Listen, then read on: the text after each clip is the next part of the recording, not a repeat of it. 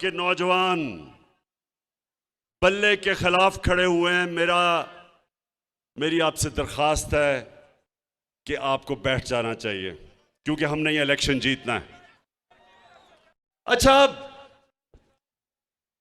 मैं मेरे स्वात के नौजवान और मेरे पाकिस्तानियों, आज मेरे लिए बहुत खुशी का दिन है।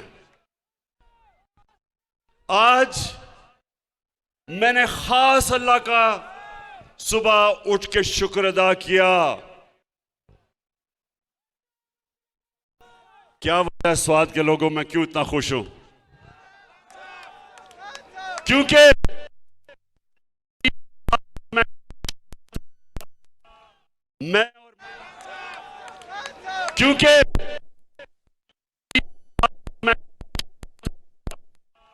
मैं और मेरी टीम, पाकिस्तान का फॉरेन ऑफिस, मेरा फॉरेन मिनिस्टर शाह महमूद कुरैशी, हमारा यूनाइटेड नेशंस में एम्बेसडर मुनीर अकरम, 3 साल से हम कोशिश कर रहे थे कि इस्लामोफोबिया के खिलाफ यूनाइटेड नेशंस में रेजोल्यूशन पास करें। अब नौजवानों, इस्लामोफोबिया क्या है? क्या चीज है ये मैं आपको समझाता हूं। 9/11 के बाद एक पूरी नफरत की लहर चली मुसलमानों के खिलाफ मगरिब में। और वो क्या थी? वो 2 वजह पे थी। एक कि उन्होंने दहशतगर्दी और इस्लाम को इकट्ठा कर दिया। दहशतगर्दी का कोई दीन नहीं होता, इस्लाम और दहशतगर्दी का कोई ताल्लुक नहीं। उसके बावजूद उन्होंने इकट्ठा कर दिया और मुसलमानों को ऐसे तासुर दिया कि इस्लाम की वजह से दहशतगर्दी है। एक ये, और दूसरा वो हमारे नबी सल्लल्लाहु अलैहि वसल्लम, उनकी शान में गुस्ताखी करते थे और जो भी उसके खिलाफ मुजाहरा करे वो आजादी राय के नाम पे, फ्रीडम ऑफ स्पीच के नाम पे, वो और हमें बुरा भला कहते थे कि देखें ये बड़े तंग नजर हैं। 3 साल कोशिश की। OIC की मीटिंग में, इस्लामिक कॉन्फ्रेंस में, सबसे पहले 3 साल पहले मैंने अपने सारे मुसलमान मुल्कों को कहा कि हमें मिलके हर फोरम पे इसके खिलाफ बात करनी चाहिए। उसके बाद यूनाइटेड नेशंस की तकरीर, वहां जाके पहली दफा किसी पाकिस्तान के सरबराह ने इस्लामोफोबिया के खिलाफ बात की और मुसलसल मैं कोशिश करता रहा। मेरे यहां नौजवान जब भी कोई नबी की शान में गुस्ताखी करते थे, सड़कों पे निकलाते थे, तोड़ फोड़ करते थे, लेकिन कोई फर्क नहीं पड़ता था। तो मैं इनको तब कहता था, नौजवानों, मैं ये केस लड़ूंगा और इंटरनेशनली मैं केस लड़ूंगा। और कल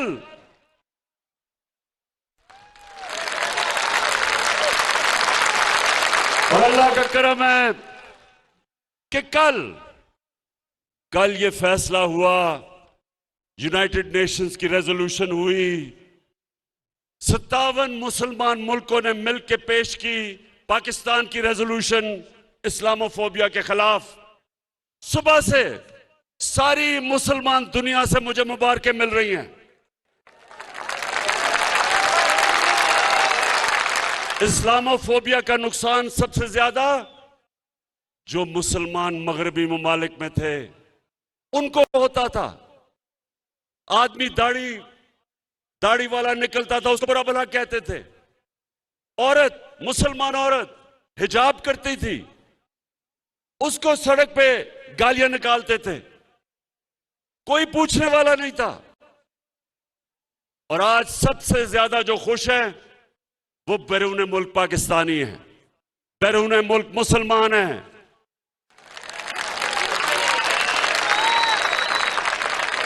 हिंदुस्तान में आज कल हिंदुस्तान में कर्नाटका की अदालत ने फैसला किया कि मुसलमान लड़कियां हिजाब नहीं कर सकती। इसको इस्लामोफोबिया कहते हैं कि मुसलमान लड़कियों को हिजाब करने से अदालत ने मना कर दिया, क्योंकि वहां एक तासुब वाली, तंग नजर वाली आरएसएस की हुकूमत जो इस्लाम के खिलाफ है, मुसलमानों के दुश्मन है, अदालत ने यह फैसला कर दिया कि औरत अपने सर पे चादर नहीं ले सकती। यानी औरतें कपड़े उतार तो सकती हैं, लेकिन कपड़े पहन नहीं ज्यादा सकती। यह है इस्लामोफोबिया।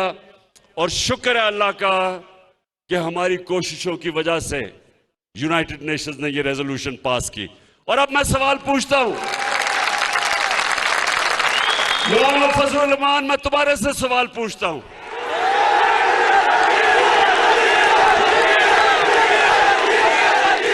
गलती हो गई, सॉरी, मौलाना नहीं फजलुर रहमान, क्योंकि मौलाना आलमे दीन की मैं इज्जत करता हूं। तो मैं फजलुर रहमान से पूछता हूं कि 30 साल से हर हुकूमत में आप शामिल हुए हैं, दीन के नाम पर सियासत करते हैं। मैं आपसे पूछता हूं कि कभी आपने किसी मगरबी रहनुमा के मुंह से एक लफ्ज भी निकाला इस्लामोफोबिया के खिलाफ, बल्कि किसी से बात भी की? जब हमारे मदरसों के बच्चों को आप निकालते हैं इमरान खान के खिलाफ, तो उनको क्या कहते हैं कि ये यहूदी लॉबी है। तो शर्म आनी चाहिए कि जिसको यहूदी कहते थे उसने वो काम किया है जो आपने आज तक 30 साल में नहीं कर सके। पाकिस्तानियों, ये 1973 के बाद 1973 में पाकिस्तान की असेंबली ने फैसला किया था कि जो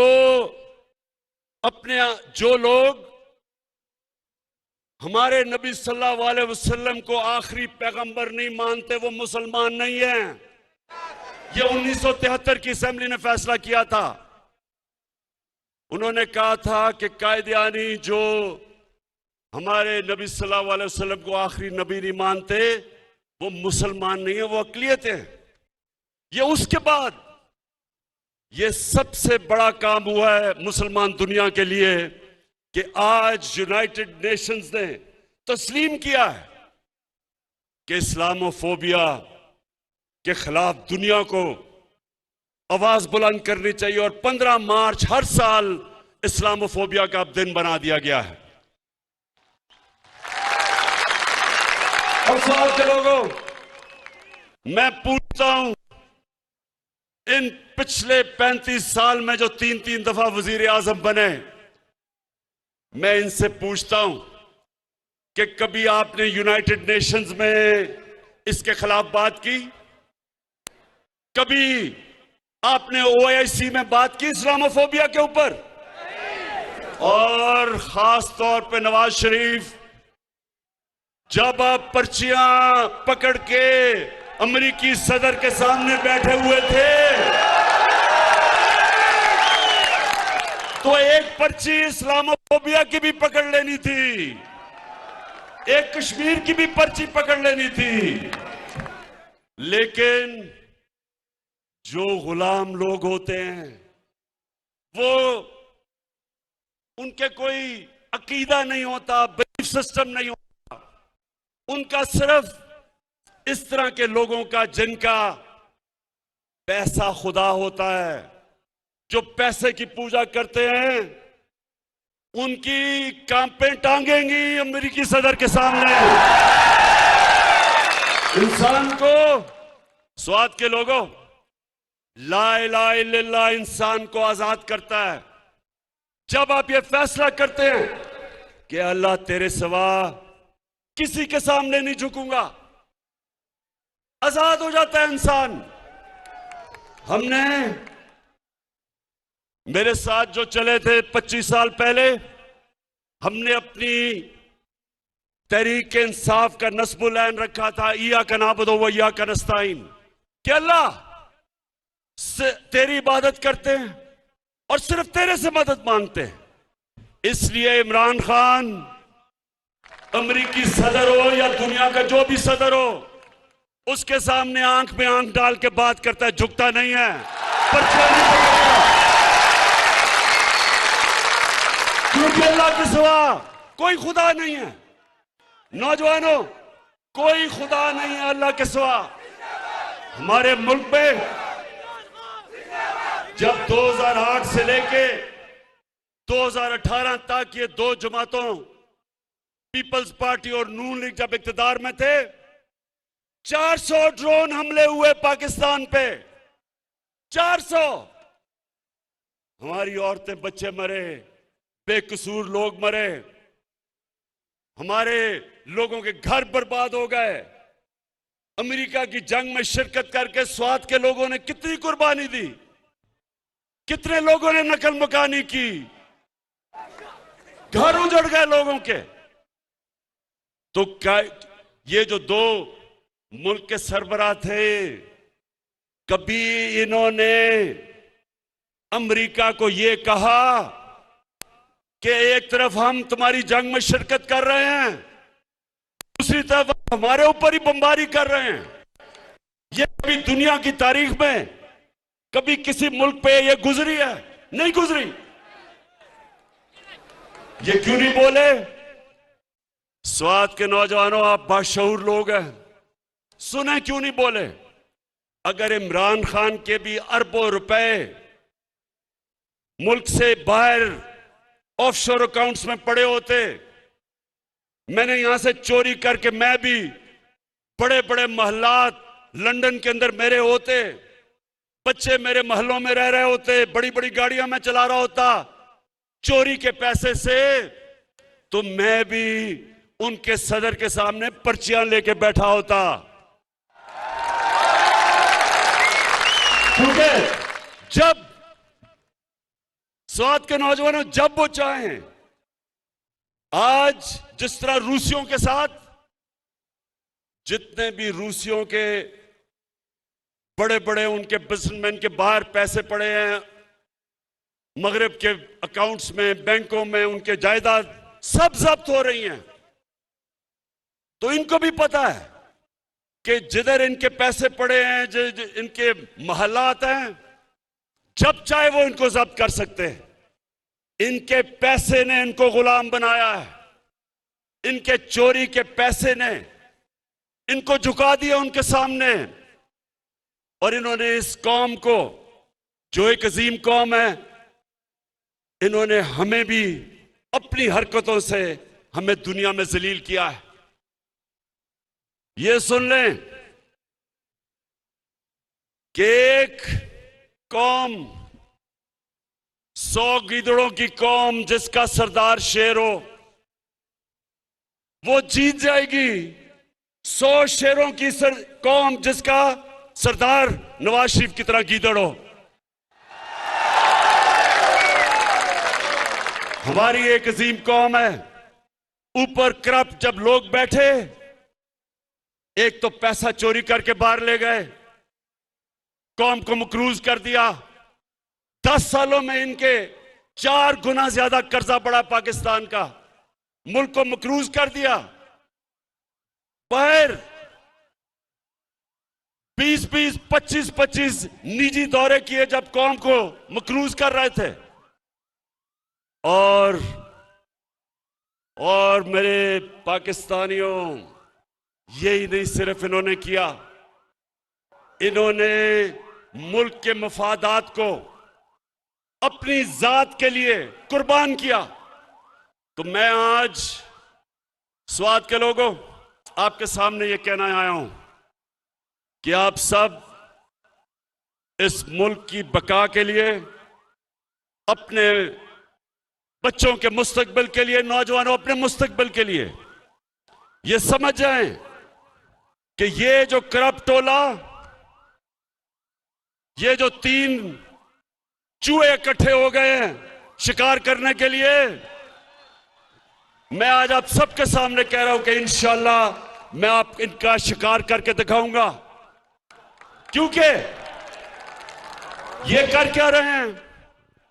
इस्लामाबाद में सिंध हाउस है। सिंध हाउस में नोटों की बोरियां लेके बैठे हुए हैं लोगों के जमीर खरीदने के लिए, हॉर्स ट्रेडिंग करने के लिए, जो ये नवाज शरीफ ने एक दफा छांगा मांगा में शुरू की थी रिवायत के एमपीज मेंबर ऑफ पार्लियामेंट के जमीर खरीदने के लिए। ये आज सिंध की अवाम का पैसा बोरियों में आया है सिंध हाउस। उधर से सिंध से गार्ड लेके आए हैं उसको बचाने के लिए कि कोई अंदर ना आ जाए।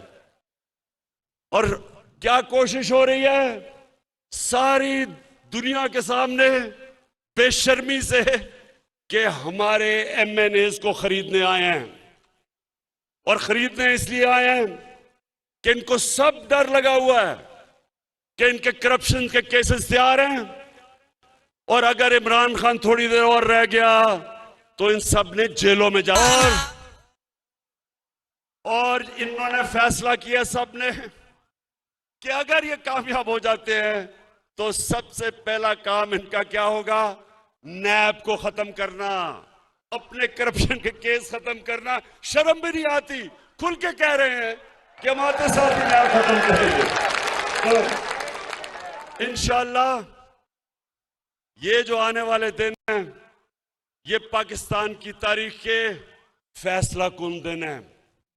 इसमें फैसला कि कैसा पाकिस्तान बनेगा। इसमें सब चोर एक तरफ हो गए और इन सब ने मुझे मौका दिया है, जिस तरह मैंने कहा कि इंशाल्लाह एक गेंद से 3 विकेटें गिरेंगी। ये वो लोग हैं नौजवानों, ये वो लोग हैं आज जो ये खौफजदा हैं, जिस चीज से खौफजदा हैं वो ये कि मुल्क तरक्की कर रहा है।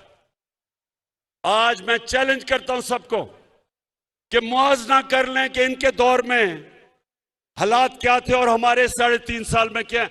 हर चीज में हम इनसे आगे हैं। मुश्किल हालात में पाकिस्तान बना। पहले दिवालिया निकाला हुआ था इन चोरों ने, उसके बाद कोरोना आ गया। पाकिस्तान वो मुल्क था जिसने अपनी कौम को, हमने जो फैसले किए, अपनी कौम को कोरोना से भी बचाया और अपनी माइशत भी बचाई। दुनिया ये मानती है, दुनिया किस तरफ जा रही थी, हमने दुनिया के मुखालिफ फैसले किए और आज दुनिया कहती है कि जो पाकिस्तान ने अपने लोगों को कोरोना से बचाने के लिए फैसले किए थे वो सबसे बेहतरीन थे। और हमें मानती है दुनिया। हमने उस दौर में एक्सपोर्ट्स पाकिस्तान की रिकॉर्ड की, सबसे ज्यादा टैक्स पाकिस्तान का इकट्ठा किया। उस टैक्स से 10-10 रुपए हमने पेट्रोल और डीजल कम किया, 5 रुपए यूनिट बिजली कम की।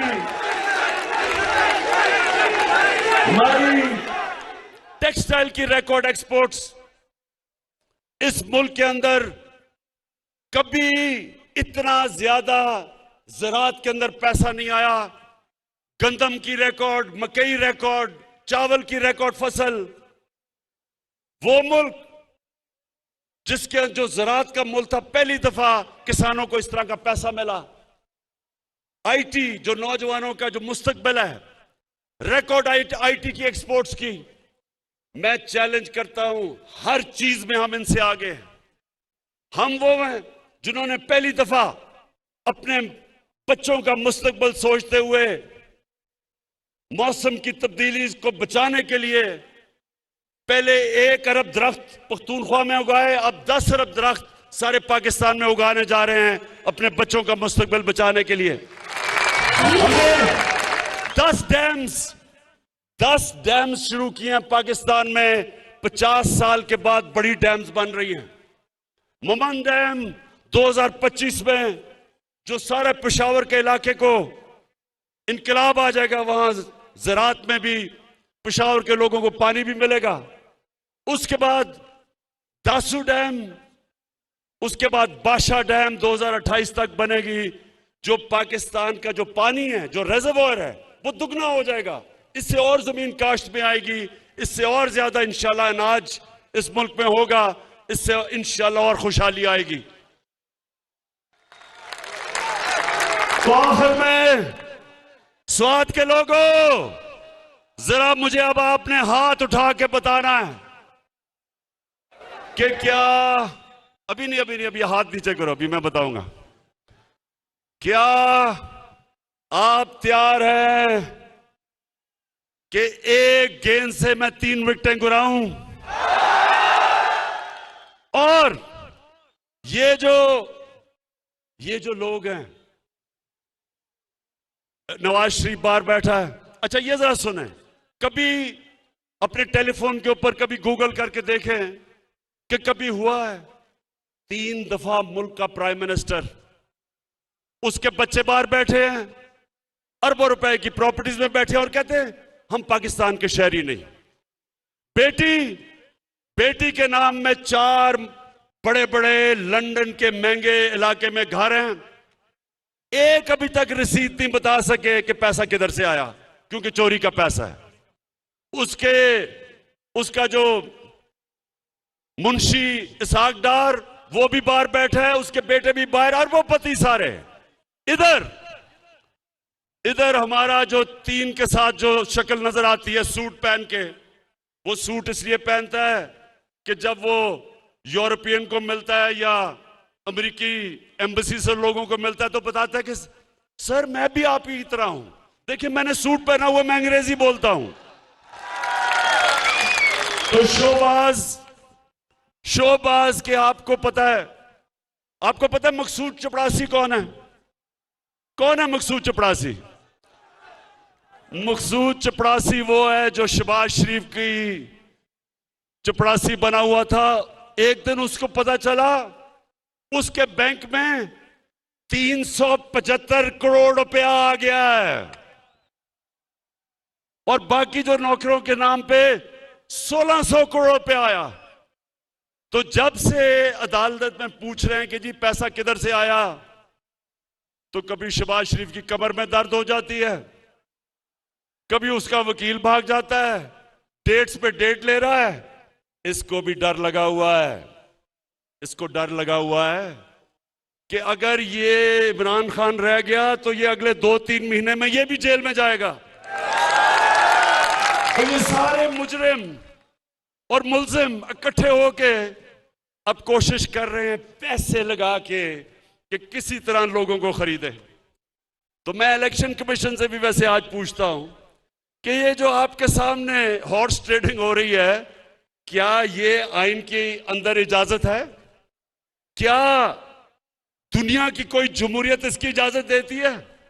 क्या कभी बर्तानिया में कभी आपने सुना है, जिधर से हमने जमहूरियत लेके आए हैं, कभी सुना है कि बर्तानिया में इस तरह की हरकत हो? तो इससे क्या साबित होता है? और मैं आखिर में अपनी तकरीर खत्म करते हुए कुरान की वो आयत आपके सामने रखता हूं, जिसमें अल्लाह मुसलमानों को हुक्म करता है अमर बिन मारूफ व नही अनिल मुनकर, कि तुम, और पूरी आयत है कि तुम सबसे अजीम कौम मैंने पैदा किया दुनिया की इमामत के लिए, क्योंकि तुम अच्छाई के साथ खड़े होते हो और बुराई के खिलाफ खड़े होते हो, अच्छाई के लिए जिहाद करते हो और बुराई के खिलाफ जिहाद करते हो। जो लोग ये तमाशा देखते हैं कि चोरी के पैसे से सियासतदानों को खरीदा जा रहा है, 20-20 करोड़ आपने उनके जमीर की कीमत लगा दी है, तो कौम के ऊपर लाजम हो जाता है कि कौम इसके खिलाफ खड़ी हो। लिहाजा 27 तारीख को जो मैंने इस्लामाबाद में इंसानों के समुंदर को दावत दी है, उसको इस कुरान की आयत के ऊपर दावत दी है, अमर बिल मारूफ।